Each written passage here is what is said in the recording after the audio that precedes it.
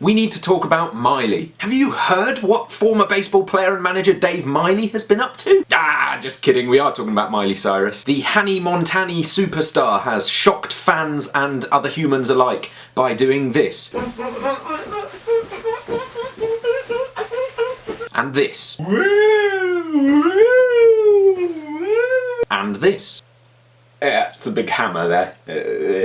And I just can't fathom it. I don't know why anyone's shocked. I mean, the video's fine, really. It's no more shocking than when Holly Valance was sort of naked in her video for Kiss Kiss in like 1999. It's no more shocking than when Britney was sort of naked in her Toxic video. What's really interesting to me is, like, just who is shocked by this? My suspicion is the answer is no one. As soon as the new Miley Cyrus video became available for public viewing on YouTube and the like, there were already taglines underneath it, posts from blogs and media saying, "Has she gone too far?" And I know it's like media comment, it's not like officially sanctioned stuff, but it looked like the tagline under the video. Smack bang in the middle of the YouTube homepage. I mean, I don't know how YouTube works these days with these taglines. I mean, who knows how YouTube works anymore? Am I right? But it appears to me as though before a video is even released, people have been primed with the appropriate press response. And now it's nothing new to try and whip up a bit of a frenzy about a product. I mean, I've been doing it this week on my channel. Don't forget to buy an indie version of my album, you see? But at some point the filter has been removed, and it's become okay to publicise something based on negative factors instead of positive ones. I mean, you only have to look at Justin Bieber's tour in the UK earlier on this year to see that. Every single day there was a new story about him being late on stage, him punching a paparazzo, him eating a dog, plastered across the front pages of every newspaper. Him saying, "I'm never coming back," and everyone else saying, "We don't want you back." And it's just a negative atmosphere.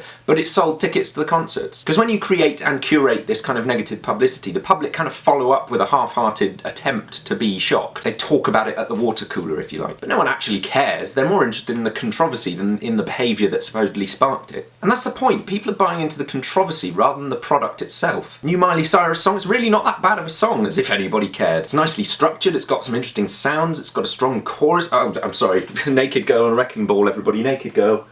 See, what we all have to realise is that by giving this controversy talk credence, all we're doing is encouraging more people to think that negative publicity is a good thing for them. We're encouraging this behaviour. And I'm not talking about Miley Cyrus's behaviour, I'm talking about the behaviour of her publicist, of her marketing team, of the people surrounding her who ought to be protecting her and looking after her best interests. At some point somewhere along the line, someone has said, "Do you know what would really help sell this album? If she had a massive breakdown. People will think she's like Michael Jackson." And then people get really upset and they go, "Oh, she's naked in a video. Such a bad role model. Do you know how many germs there are on the hammer?" And they don't really understand what they're so shocked about. They don't know what they're engaging with. But essentially they're being fascinated by somebody who's having a tough time. And the really sad thing is there's probably some element of truth in all of this. There's probably some extent to which Miley Cyrus is having a difficult time adjusting to life as a grown-up out of the Disney shadow. There's probably some extent to which the pressures are weighing on her of being a superstar and a young woman at the same time. And it's just plain ugly to make that the basis of a marketing campaign. But what's worse is us all encouraging it by paying attention, by acting all shocked and telling each other how shocked we are. We're not shocked. You're not shocked. Come on. I saw somebody reading an article in a magazine yesterday about how long a particular celebrity had been in labour for.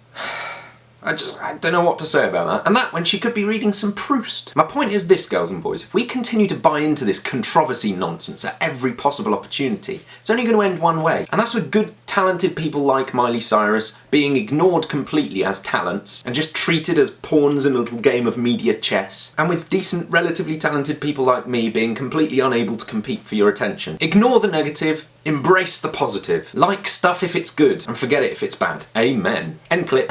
Ich bin Gaaahh. It's amazing. That is amazing.